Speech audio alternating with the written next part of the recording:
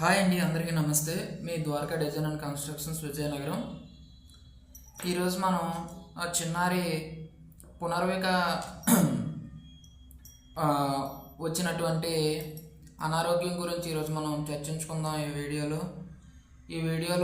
Video పూర్తిగా చూసి ఈ వీడియో ద్వారా పునర్వికకి ఒకరైనా సాయం చేస్తారని మనస్ఫూర్తిగా ఆశిస్తున్నాను. మరి చిన్నారి పునర్వికకి వచ్చినటువంటి ప్రాబ్లం ఏంటంటే ఆరోగ్య సమస్య ఎస్ఎంఏ టైప్ 1 అండి, జెనెటిక్ ప్రాబ్లం అండి. ఈ జెనెటిక్ ప్రాబ్లం అంటే ఈ ఎస్ఎంఏ ప్రాబ్లంలో కండరాల కదలిక అనేది ఉండదండి. మరి ఆ చిన్నారి పాపకి పునర్జన్మని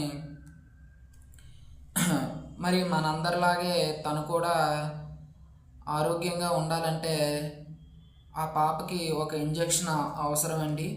ఆ మెరుగైన వైద్యంలో భాగంగా ఇంజెక్షన్ అనేది 16 కోట్ల వరకు ఉంటుంది. మరి 16 కోట్లు ఇంజెక్షన్ అనేది ఆ చిన్నారి పునర్విక యొక్క ఫ్యామిలీ ఆర్థిక స్తోమత అనేది సరిపోదు. ఆ చిన్నారి ఆర్థిక స్తోమత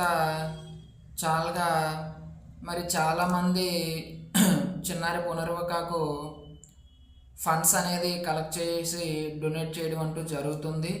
మరి ఈ ఫండ్స్ అనేది డొనేట్ చేసే తరుణంలో ప్రతి ఒక్కరూ కూడా భాగస్వామ్యం కావాలని కోరుకుంటున్నాము. ఈ ఫండ్స్ డొనేట్ చేసే భాగంలో ప్రతి ఒక్కరూ కూడా పాల్గొంటున్నారు, బాగానే ఉంది. ఈ యొక్క ప్రభుత్వం అనేది ప్రతి విషయంలో ఆరోగ్య సమస్య వైద్య విషయంలో అన్ని చోట్ల ఉండవచ్చు, ఉండకపోవచ్చు అండి.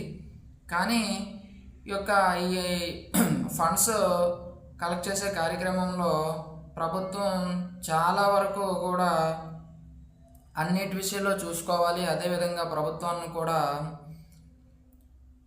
అన్ని విషయాల్లో అందరికీ కూడా వైద్యం అందించాలి. అంటే చాలామంది అనారోగ్య సమస్యలు ఉంటాయండి. అందరికీ కూడా ప్రభుత్వం సాయం అందించాలంటే అది చెప్పలేము. కొంతవరకు ప్రభుత్వం సాయం అందిస్తుంది. అదేవిధంగా ప్రభుత్వం విషయం పక్కన పెడితే మరి ఈ యొక్క ప్రజాప్రతినిధులు ఉన్నారండి. మీ యొక్క ప్రజాప్రతినిధులు ఓట్లు అడిగే విషయంలో ప్రజల వద్దకు వెళ్ళి మీరు ఒక ఓట్లు అడుగుతారండి. మరి అదేవిధంగా ఒక చిన్నారికి సాయం చేయడానికి ప్రజాప్రతినిధులు ముందుకు రాకపోవడానికి కారణం ఏంటో తెలియలేదు. ఈ ప్రజాప్రతినిధులు కూడా తమ వంతు సాయం చేసి చిన్నారి పునర్వికకు ఎంతో కొంత మీ యొక్క సాయం అందించి ప్రజాప్రతినిధులు